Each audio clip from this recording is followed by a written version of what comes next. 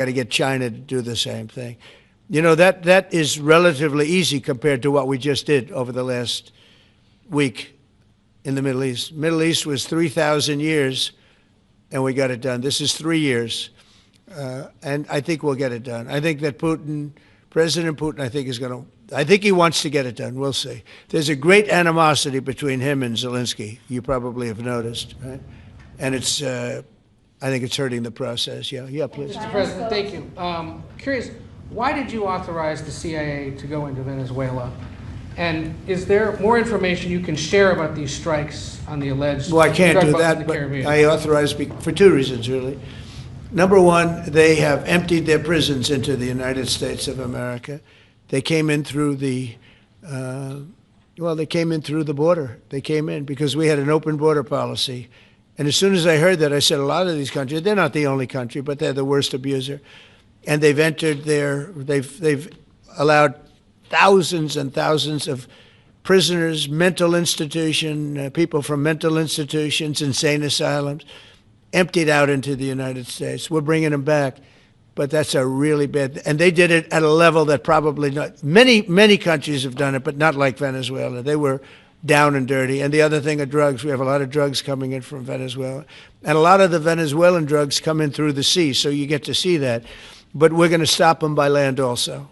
Does the CIA have authority to take out Maduro? Oh, I don't want to answer a question like that. That's a ridiculous question for me to be given.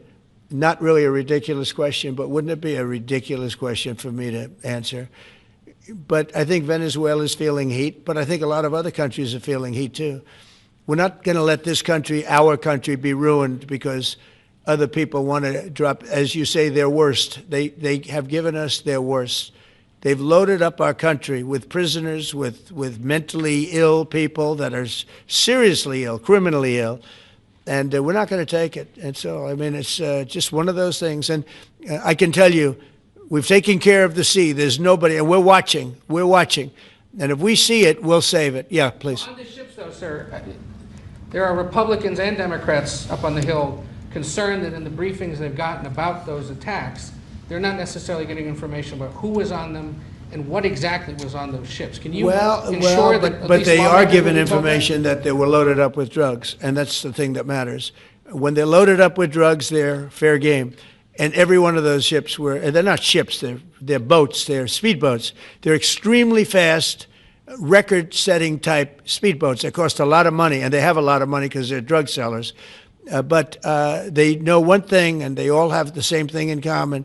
There's drug dust. They call it drug dust. They call it fentanyl dust all over the boat after those bombs go off, and you can take along. Attack them, though, that they're a We know before. We know when they go out. We know we have much information about each boat that goes out.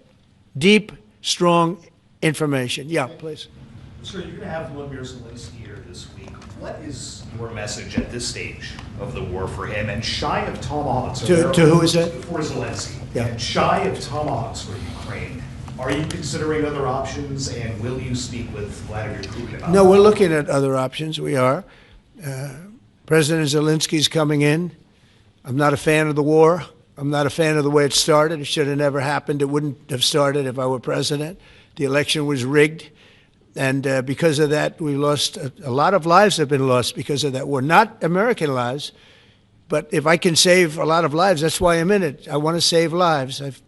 I've had 8 wars. The Prime Minister of Pakistan got up the other day, said so beautifully, says, you saved millions of lives. He told that to a group of people right in this office. He said the president saved millions of lives. And I think what he's referring to is the fact that that would have been with India nuclear war. That was getting very close. You know, 7 planes, they don't talk about it, but 7 aircraft were shot down. In fact, we have the new ambassador to India right here. They're well represented. You better represent us, not them, okay?